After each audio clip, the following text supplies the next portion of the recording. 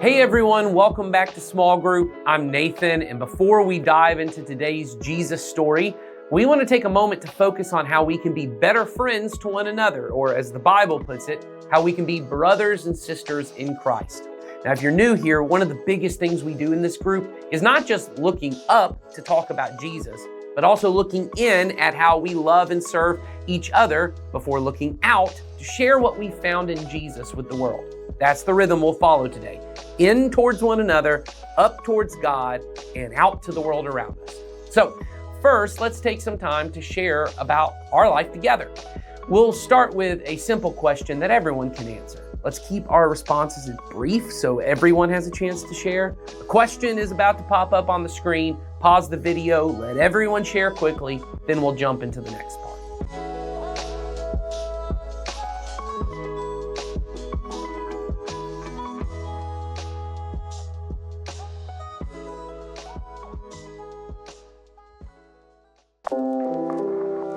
Hey guys, all right, I need to ask, have you ever had one of those where were you when moments? You know, the kind that when someone brings it up, you instantly remember every single detail.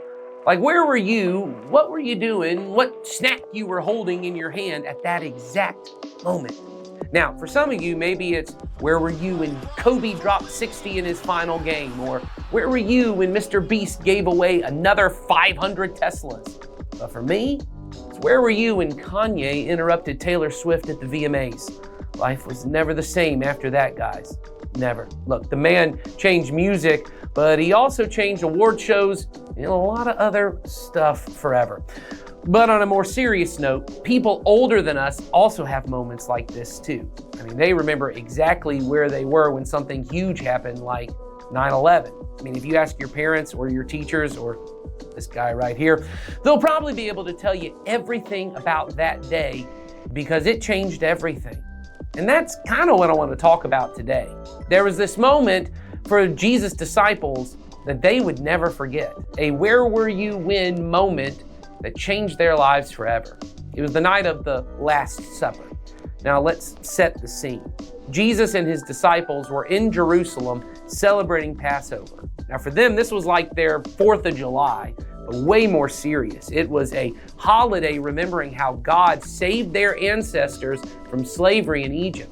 They were expecting a powerful moment, something epic, a huge celebration, but instead Jesus takes the bread and instead of giving the usual speech about Passover, he says, "This is my body given for you." Then he takes the cup and says, "This is my blood poured out for you." Excuse me, what? I mean, the disciples must have been so confused. Jesus, bro, this is supposed to be a history lesson, not like a horror movie. What are you talking about? Your body and your blood? But Jesus was preparing them for something they could not even imagine yet. He was telling them that everything was about to change. See, the disciples thought Jesus was about to take over as king. They thought he was going to get rid of the Romans and make Israel great again. They were ready to fight. Peter even had a sword.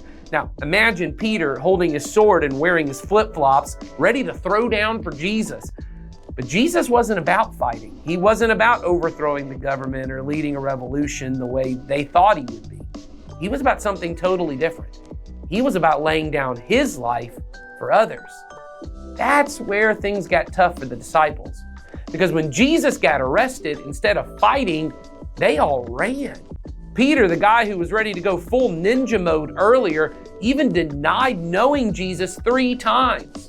This was their big moment, and they failed hard. And honestly, I kind of get it.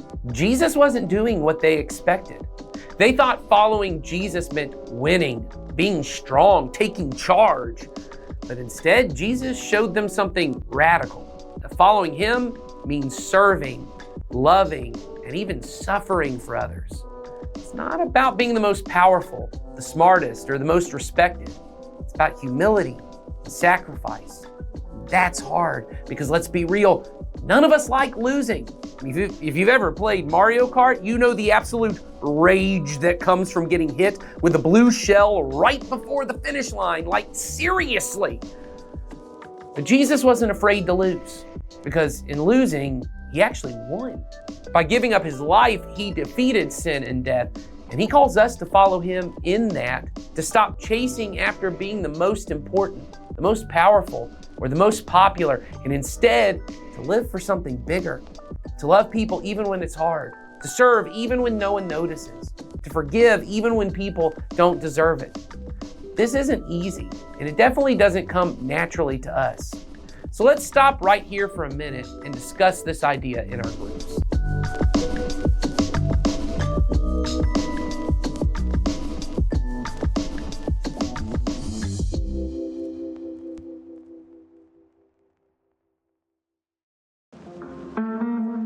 So guys, let me tell you, this is not what the world tells us to do. I mean, the world says, get ahead, be the best, take care of yourself first. It tells us to climb the ladder, to win at all costs, to make sure we're noticed and successful and in control. It's all about getting more popularity, more achievements, more recognition. But Jesus flips that upside down. He says, give up your life for others and you'll find real life. Instead of making life about ourselves, he calls us to something deeper, something harder, something better. And I know that might sound extreme, like, my guy, I'm just trying to pass math class, not change the world. But here's the thing, changing the world isn't always about big and dramatic moments. It starts small. It starts with kindness.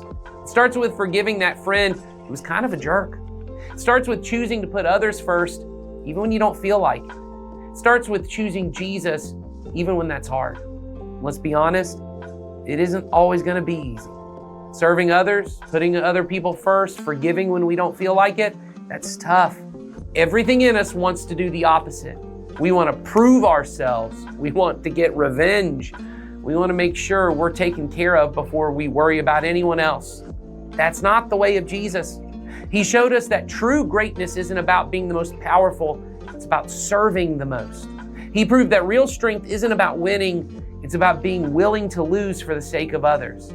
He laid down his life, not because he had to, but because he chose to. And he invites us to follow him in that same kind of radical love. So here's my challenge for you this week. Find one way to put someone else first every day.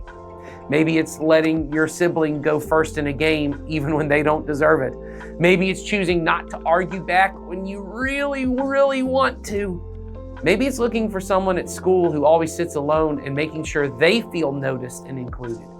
Maybe it's showing kindness to that one person who's kind of been annoying lately. It doesn't have to be some huge dramatic moment. It just has to be real.